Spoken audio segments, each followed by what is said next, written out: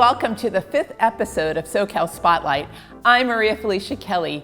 We bring you the achievers, the high flyers, the movers and shakers in Southern California in entertainment, sports, wellness, and politics. And today, I'm excited to kick it all off with the versatile jazz trumpeter and vocalist, Matt Von Roderick, aka Von Rockstar, who has been named Jazz Artist of the Year by the Independent Music Awards. Matt has been coined the post-millennial Chet Baker, and since I grew up in a family that loves jazz, this conversation with Matt is something I've been really looking forward to. Well, welcome, Matt. It's great to see you. Thank you for taking the drive to lovely San Diego down the 5. Hope it was a great trip for you. We've talked, over the past few months, and this is a great opportunity to meet you and get to hear some of what you've been up to. So thank you for coming. Absolutely. Thank you so much, Maria, for having me. Yeah. And pleased to be here on SoCal Spotlight. Thank you. So you had a gig last night and the Drake in Laguna Beach. Mm-hmm. Can you tell us a little bit about that venue and about your performance last night? Sure. The Drake is a great place. It's, for me, a wonderful place to stay in tune with my classic jazz roots. That's part of what I do. Mm-hmm. And the new album, which we'll be discussing, obviously, kind of goes in a different direction. But the classic is really the core. Right. That's at the foundation of everything that I do. Mm-hmm. So I'm really grateful to have the Drake as a place to stay in touch with that and to offer that to audiences. Very cool. So after a performance like that, can you be your own worst critic, or are you pumped up because you've just gotten off stage and you've done, your creative life's work? In what camp do you find yourself? I usually feel good. Oh, good. Yeah. Which is what you should be feeling, right? Playing music is, just an incredible natural high, and I think it just gets all the creative juices flowing, and there's such great communication with the audience, so that lights me up as well. That's cool. And there's just a lot of giving, and it's a beautiful moment, so I usually feel really good. That's awesome.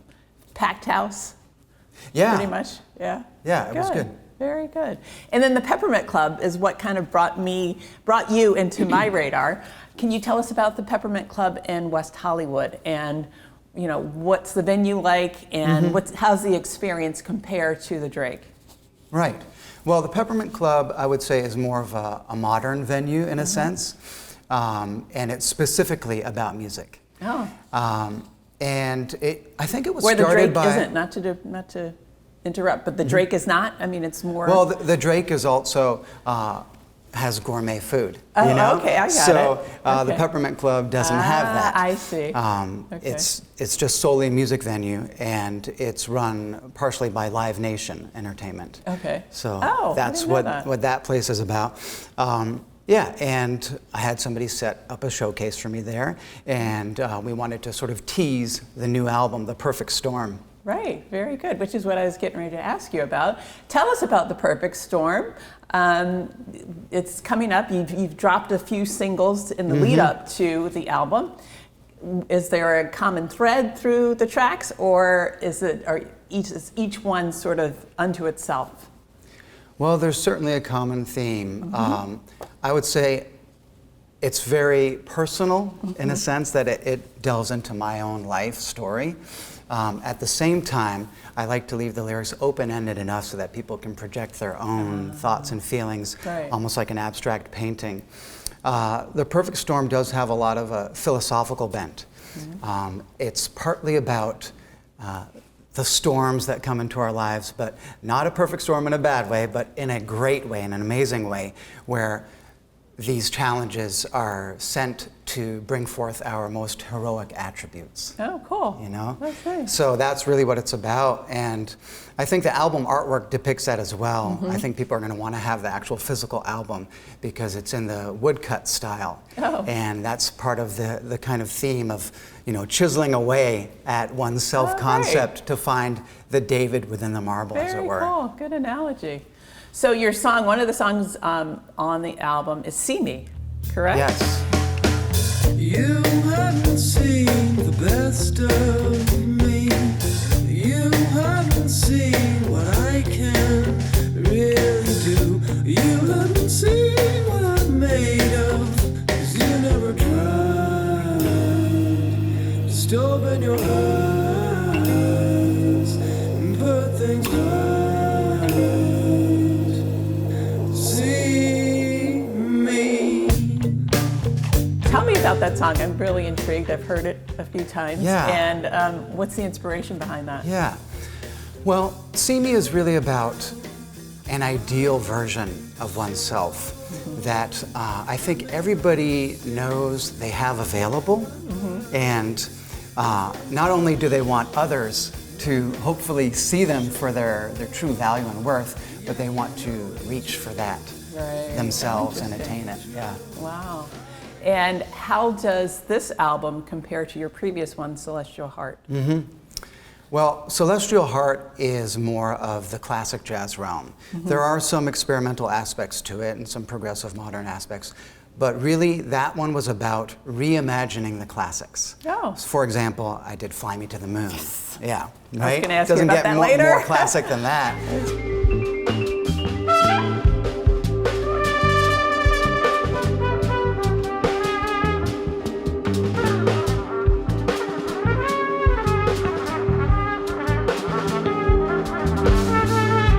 But I did a version of that in a very new light, almost Fly Me to Mars instead. Oh, cool. Very cool. Yeah. So I have to read a couple of quotes. You've gotten rave reviews from the New York Times. They said that you're the post-millennial Chet Baker. Jazz Times magazine said that you're a top drawer trumpeter who sings like an angel obscured by a storm cloud. There's the storm cloud. Great. So is that where? So you probably pulled from those lovely, attributes and expressions of who people see you as. Can you talk about that a little bit? Sure. Well, I think when critics and writers digest the music that you do, they have their own ideas, their own concepts. And at the same time, when people see you and view you in a certain way, it gives you a certain opportunity to say, oh, I guess, maybe I do have that going on as part of my persona, part of my music. Right. So with those quotes, let's see, the Chet Baker comparison. Which I think is apropos. Oh, yeah, that's great. Yeah. I actually do have a voice somewhat similar in that it's kind of the wispy tenor tone. And being a singer and a trumpet player, obviously, the combination, that's really what it's about. Right. And he also sang in a romantic fashion. And I would say that that's a big part of my musical personality. Very cool. I love it. Really coming from the heart when I sing and I play. And the combination of vocals is very important with the trumpet. They're similar in a way with the mechanics, but when I just play trumpet, it's only part of the picture. Right. And if I just sing, again, only part of the picture. But the two combined, juxtaposed against each other, with each other, it creates a kind of magic. Yeah, I can see and that. it's like a graduated effect. Often I'll start a song with a muted trumpet, a la Miles Davis, and that draws the audiences in a very mysterious way.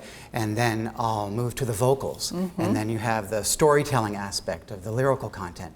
And then I take out the mute and take a wild open horn solo, and all bets are off at that point. Right. And it just goes off into the into and the you ozone. have been compared to Miles Davis, so that's really wow. Well, thank you. You must have taken that and run with it, right? Yeah, That's awesome. awesome. Any comparison to Miles is incredible. And as Wynton Marsalis has said, anytime we open the horn, we open our case and take out the horn, we're paying tribute to Miles as a jazz artist. Right, very cool. I would say really for any jazz artist, but especially a jazz trumpeter. So would you say Miles Davis and Wynton Marsalis, who were your big influencers as you were growing up? Miles Davis, certainly. And I would say as well, Chet Baker. Oh, right. A little bit more obscure, but definitely a big influence for me is Blue Mitchell. Oh. With a kind of the logical architecture of his lines. And I would say some pianists as well. my mother was a classical pianist, Oh, wow. so I grew up with that in the household, and my father's a classical violinist. So that's a big part of my You get it musical by influence. Yeah. And I would say Keith Jarrett, for example, big influence. Very cool. Yeah. So you've played at some smaller venues and some really larger venues. How does it feel to, I'll get into like where you've played, but how does it feel to play at each, each type of venue? What's the experience like for you as an artist? Yeah. It reminds me, I'm not sure where the quote comes from, but I've heard this saying, when you play a stadium, make it feel like a living room. And when you play a living room, make it feel like a stadium. Interesting. Right? You're probably good at doing that. Yeah, that's. I always liked that concept because when it is, for example, Carnegie Hall or something like that, which I was very fortunate to perform at with Skitch Henderson and the New York Pops Orchestra. Wow. You want to make it feel like it's in somebody's living room and give that sort Sure. of intimate nature because it's already such an event at Right. that point, right? Whereas when you're in somebody's living room doing a house concert, which I've done that as well, or a small intimate club, you want to bring the excitement of making it, larger than life at times. Exactly. Very cool. So you talk about being a vocalist and playing the trumpet. I assume you play the trumpet first as an instrument and then brought in your singing prowess and career. Well, or not I guess, necessarily. the voice is really the first instrument for any being. Yeah. See, it would Right? take a musician to tell you that. Yeah, I mean, Of course. even just the spoken word, right? Right. So that's actually technically first. But yes, I went to music school to study the trumpet, so that became, definitely a focus for a while. And then, I sort of rediscovered my voice and started to incorporate it back into what I do and to what I offer audiences. Yeah, that's so cool. So how does improvisation work in your head? Do you pre-think what I guess that would not be improvisation. That wouldn't be improvisation. That would be missing the point, Maria. Do you have like a progress that that you want to play out, or is it just all just out there and in the moment you get what you get? Well, I would say that a composition can give you a direction to go in. And I may sort of paint a set list so that I can hit certain spots. So Right. we can get more into, a beautiful tender ballad feeling on this one song, and we can get more into a very intense feeling on this other song, and something very exciting and more virtuosic in a sense. So the compositions and the choice of where to put them, that can give you some intention, but once you start playing, it's what happens in the moment. Yeah. As Charlie Parker would say, learn everything, learn your instrument, learn music as much as possible. And then when you go to play, forget it all. Interesting. And just be in the moment. That you have is. to be really, sorry to cut you, but Well, comfortable with yourself, right? Yes, that is the beauty of jazz, is that it brings an artist and then, by proxy, Right. the audience into the present moment, really more than any other music and maybe any other art form. Yeah. So it's an incredible art form, jazz, in that way, and that is in the present moment, and that's where all of our power is. That's what Power of now. all of philosophers speak of, Eckhart Tolle. and here it is in Right. jazz. So then the improvisational process when you have other band members and you're taking your turn, doing your thing, that just kind of flows the same way. I mean, you're not planning that out either because it wouldn't be improvisation, as you say. So it just, how do you know, okay, the pianist is done, now it's my turn? Well, usually we can sense and hear and tell when someone So is you're sort of on a done with their different level. solo. Right. And we're all listening to each other, that's the part of it that's conversation, like we're having here, hopefully when we're speaking, we're really listening to each other. Right. And not thinking of something else. Right. So we're right here, and I'm talking to you. Yeah. Very cool. So do you travel as a band? Do you have your standard pianist who's with you and your standard drummer, or do you incorporate other people, other musicians when you play at different venues? Yeah, I've done some traveling with my band, my Los Angeles-based band, and also I will do traveling and work with artists in other regions. I had the wonderful pleasure of performing with the pianist from my last album, 5-time Grammy Award-winning, amazing Gil Goldstein at Jazz at Lincoln Center last summer, for example. And we played a beautiful, intimate duo concert, and at times made it feel like a stadium. Yeah, I love that venue. That's awesome. So when you play songs like Fly Me to the Moon from the Great American Songbook, and you know a sound has a certain way that it should sound in order for us to appreciate it as it is, as the Fly Me to the Moon. How do you make it your own but yet keep that standard sound together? Well, I guess the melody recognizable. is really what makes it recognizable. As long as the melody is essentially intact, you can, if you like to, you could change some of the harmony, some of the chords, some of the beat, the rhythm, the feel around it. Fly me to the moon and let me play among the stars. Let me see what life is like on Jupiter and Mars.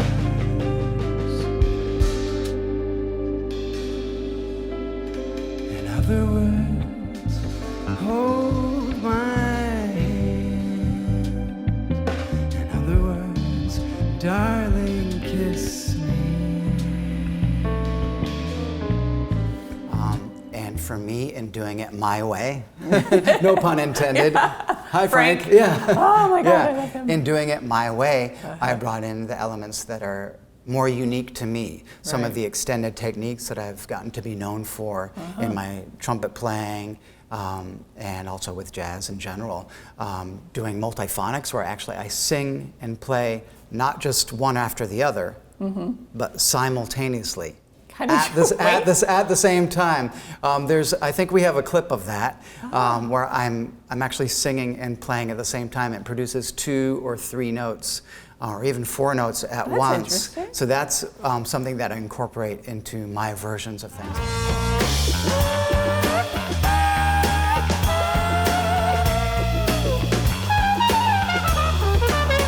Also, I tend to use a loop pedal at times, which can create a wash of sound and sort of a meditative effect.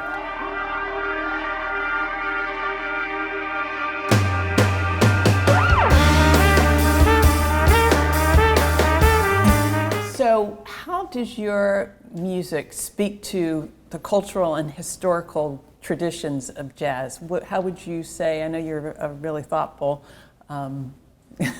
studier of your craft. So can you speak to how the cultural and historical, history of jazz, speaks to you through your music?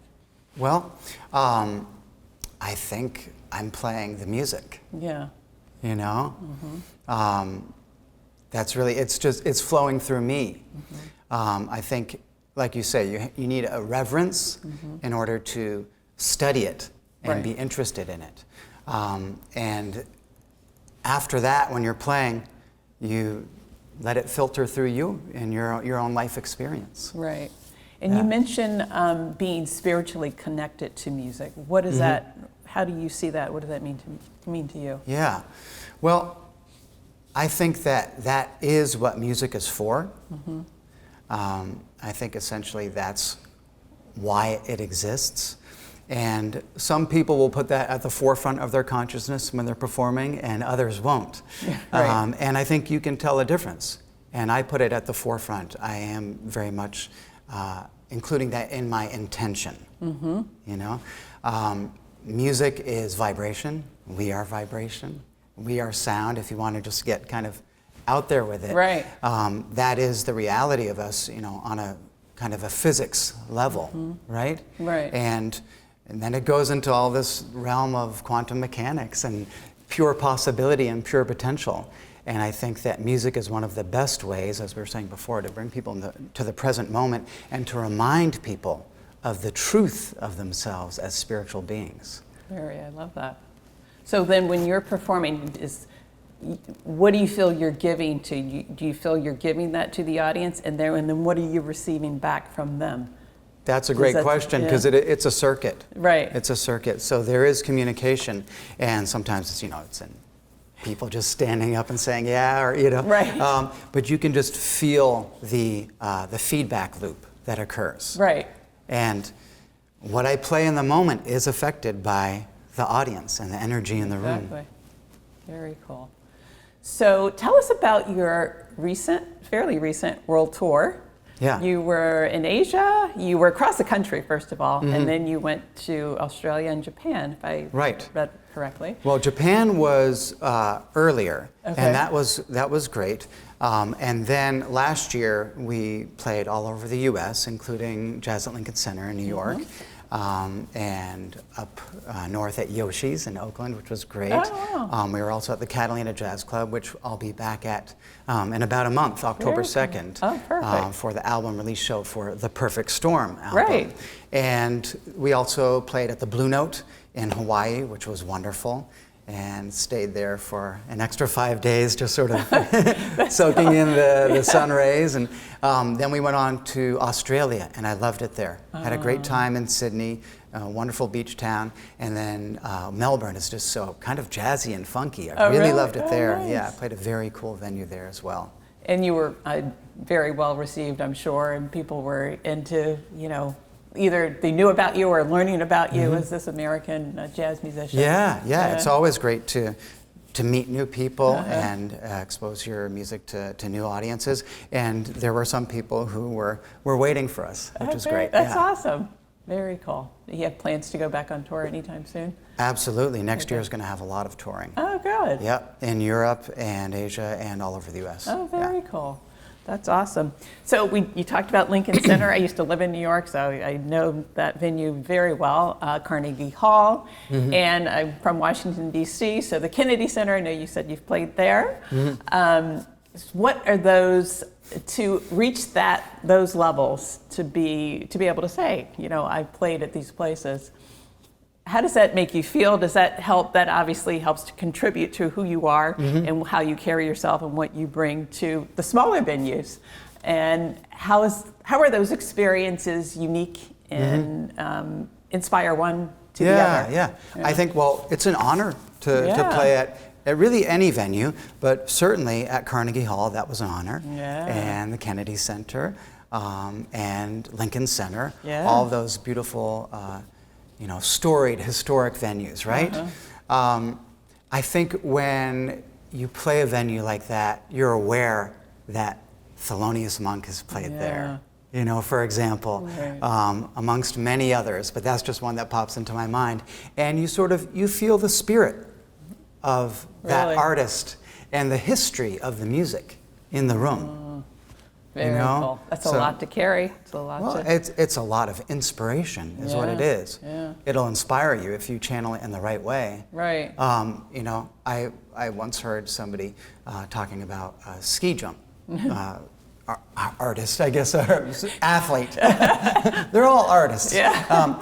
And they're saying that when they're getting ready to do the ski jump and up the ramp and everything, someone said, "Do you get nervous?"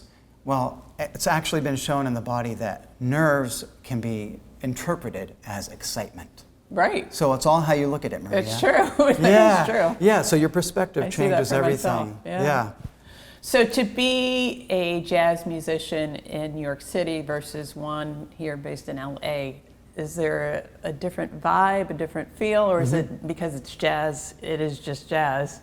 Do you feel you approach your career differently from coast to coast? Well, I think that New York and Los Angeles definitely have different personalities. Yeah. And I lived in New York for a while, Upper West Side, and I loved it there. That was incredible for my artistic development. And then I was ready for a change, and Los Angeles offered that. Los Angeles is more about the culture of storytelling. And possibility. And it's the land of make-believe, in a sense. So you can dream up something and make it so. Whereas New York is more what we were talking about before. All those other venues, they're on the East Coast, right? So it's more historic in a sense. Exactly. So both have a lot of value. And yeah, they're almost like two sides of a person's personality in a sense, where New York is often a little bit more concrete, no pun intended, but it's concrete and more the pragmatic side of a person, whereas LA is the more dreamer side, right? And open spaces. Those are good. And so yeah, I do think that you find that. I think that it was shown in Europe that the more sort of light-hearted operatic music was happening in the southern region where there's more, you know, sun and tropical aspects, whereas the hardcore brooding music was, you know, in the north and in Germany during the winter. Nobody all could about go out. place. Yeah. So I do think is. location it influences people. Right. So that's why it's great to go on tour too. Yeah, it's a learning experience, I'm sure. So your music videos, the one is See Me?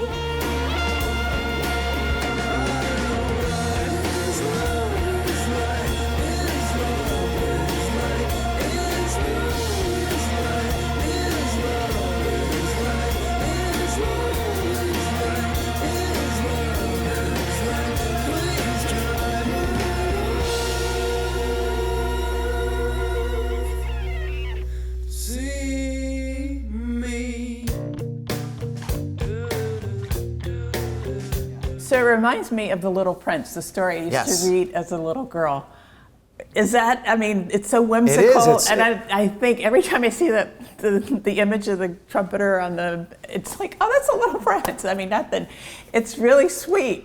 And I think it's a good way to approach, to get kind of younger, newer interest in the music as well. So my girlfriend, Chiako Sky Asaba, is a wonderful visual artist, and she has done the artwork for my past two albums, including this upcoming album, The Perfect Storm. And she did that artwork as well. Wow. And so she knows me, I guess, perhaps more than anyone else, and wants to help depict the music in a visual fashion. And she had the idea for making the little jazz prince. I love it. And I was right. Yeah, absolutely. Wow, that's cool. Very cool. I think there's themes in it about caring about something so much that it becomes valuable to you, which is almost like what you were asking about, I think, earlier with the culture of jazz and where it comes from. Right. Caring. Yeah, you know? That's interesting. And that when you care that much, it becomes important to you, and you spend that much time with it. Right. You know, it becomes valuable just because of that. Right. So how do you feel? You have an extensive educational background in music. You went to Oberlin. My cousin went to Oberlin for dance. But NYU, you got your master's in jazz theory? Yes, jazz studies. Studies, okay. So now it's jazz performance. Right.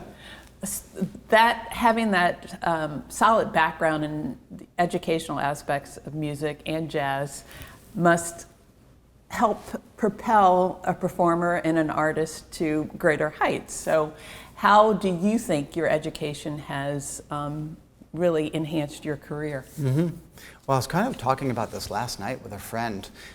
In order to really do something special and new and to find your own voice, you sort of need to know the roots of what you're doing. Right. You need to know the fundamentals and the science behind what you're doing. So I would say studying it, whether you go to music school or not, is essential to truly becoming an artist. You can be self-taught. Well, you could, but essentially no one is self-taught because you're going to study the music, you're going to study others. Oh, right. You know, but whether you do it in school or outside of school, I think that's very important, because once you've digested the actual fundamentals and the history of something, then you sort of at that point, and perhaps at that point only, do you have license to take it in a new direction, and to filter it through your own personal experience and your own way of doing things. Right. And in that educational mode, do you prioritize helping younger generations and encouraging, put yourself out there for kids who are, taking a weekly music class, or Absolutely, teens absolutely. and young adults about to hit the stage for the first or second time. Yeah, I would say these days I'm more involved in performing. However, once in a while people do seek me out for private studies, and I'm happy to that's show them cool. what I know on the trumpet and jazz, and Right. I think that's very important, is to pass on the knowledge. Yeah, it is important. What are some of your pinch me moments? Like you've been doing this for a while, so they may be well in the past, but through the years when you were first at Lincoln Center or Carnegie Hall, what not that to tell you when those moments were, but share with us what were some of the unbelievable, wow, I can't believe I'm here moments. I would say one of the first improvised solos that I ever took, and feeling that feeling of being that much in the present moment and letting the music come to me in the moment, being a channel, a vessel for creativity in the moment. That was kind of a pinch me moment. Yeah. Just feeling that almost dreamlike state. And what you're talking about is more, has to do with, I guess, the reverence for a venue, right? But the pinch me moments are almost like an exteriorized out-of-body experience that happens when the music is really happening.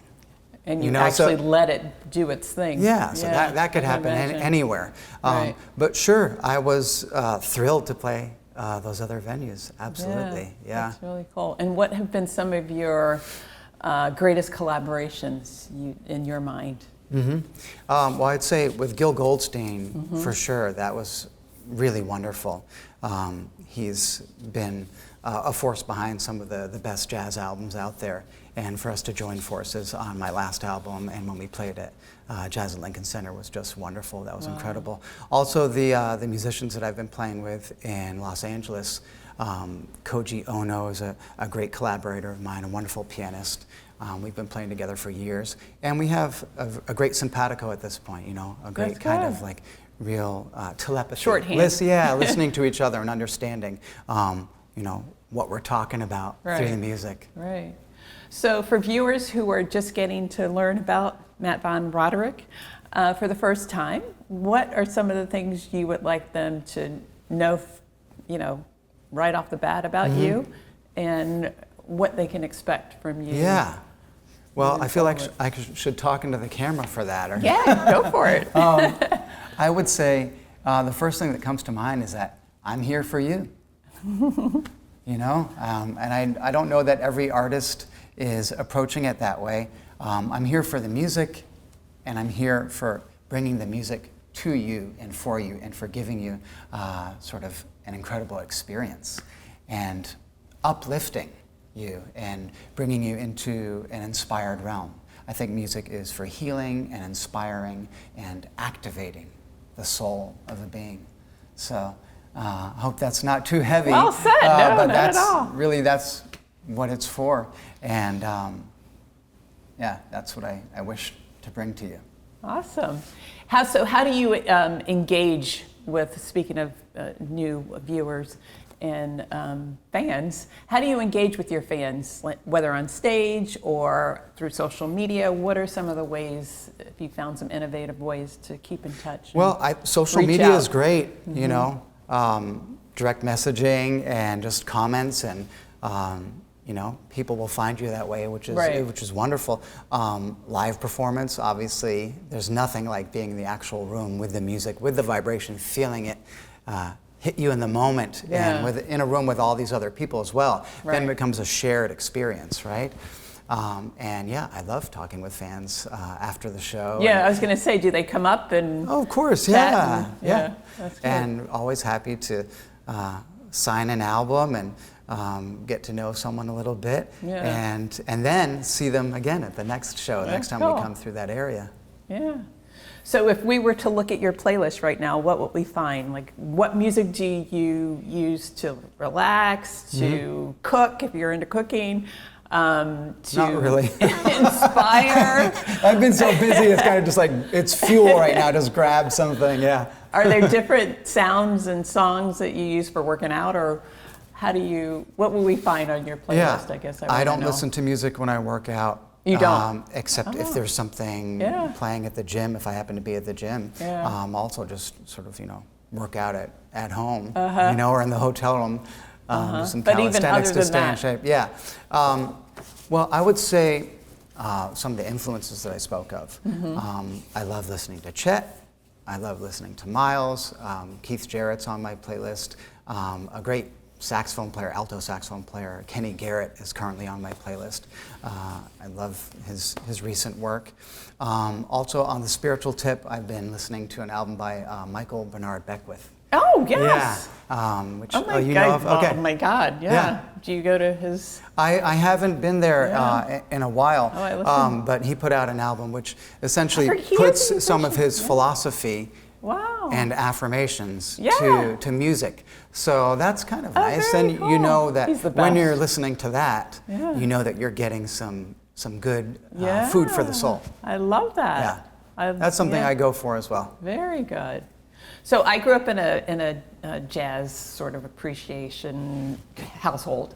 My grandfather, I think I may have told you, was a jazz musician, a saxophone player, and had his own band, Tony Kelley and his Royal Ambassadors in Washington, D.C. He played for inaugural balls, presidential inaugural balls, and played at the base of the Washington Monument near the U.S. Capitol. So I've been around, jazz all my life. My parents were, very much involved in jazz appreciation and listening to music and going to concerts. So I felt fortunate that as a child, I, grew up with an appreciation for this classic, soul-stirring music. I do wonder, though, how that translates in, I think it's like a time and place, not that I'm that old, but it's, how do you expand the interest for younger generations, Gen Z, millennials, younger millennials, to incorporate an appreciation of jazz in their life? That's a good question. Yeah. I think jazz naturally does that because it is in the present moment. So there's that just right off the bat, right? If you are actually here now, well, it's incorporating what's happening. At the same time, I think it's important to be of the times and listen to what's happening and know what's happening and hear the music that is out there that's, I guess, on the radio waves and, it's popular. Everything. And you can incorporate all styles that speak to you. Herbie Hancock, who is an incredible artist, and I'm, I guess, honored to call a kind of a mentor. We've had some great conversations about music and creativity and spirituality. That's impressive. And he's really just an incredible philosopher as well. He says it's really just one big music. So you don't need to see it as... You don't have to carve it into pieces and say, and what makes it jazz is that there's improvisation and you filter it through your own experience and you're in the present, right? That's really what makes it jazz. There's other sort of idiomatic elements such as, swing and things of that nature. But it's better to view it as one big music rather than compartmentalizing everything. And seeing it so separate. So when you say speaking to people today, well, if you're living today, really, if you're in the present, then you're going to put that through your horn and through your music. That's awesome. So where do you see yourself? You have a lot of momentum, it feels like, at your back. So where, you said there's a tour coming up next year? Yeah, right now it's all about The Perfect Storm. Okay. That's really the focus, is this new album. And it's comprised almost entirely of original compositions of mine, whereas the past albums had more covers and more jazz standards, right? From the Great American Songbook and that sort of thing. This is something that's very close to my heart, and that it's all sort of personal statements and original music. There is one cover of the Flaming Lips song, Do You Realize? And we're really excited to release that in a couple weeks good. with the launch, the street date of the album. Okay. That's one that I started doing during COVID times, Oh. and it helps people to cherish life while we're here and to realize that this is kind of a brief breath in eternity, if you will. Right. You know? Right. Yeah. So right now, again, it's really all about the album, and that's what the touring is going to be about. We're going to be bringing that music all around the world. We're talking about setting up shows in Europe and in Japan, and hope to return to Australia and go all over North America as well. Repeat performances. Yeah. Backed by popular demand. Yeah. That's great. Well, wonderful. Well, it's been lovely having you make your way down to San Diego to chat with us. I really appreciate you taking the time to shine with us here, as we like to say, on SoCal Spotlight. And I can't wait to find you and actually go watch you in person now that I've learned so much and have an appreciation for the venues that you frequent here in Southern California. So thank you. Thank you so much, Maria. You're welcome. And hope to see everyone very soon at a show. Great. Sounds good. In the meantime, be on the lookout for Matt Von Roderick's upcoming album, The Perfect Storm, that drops next month. Catch him at Catalina Jazz Club in Hollywood, celebrating the new album later this fall. Follow Matt on social at Von Rockstar and on SoCal Spotlight for updates on Matt's performances. See you on Instagram and YouTube for the next edition of SoCal Spotlight.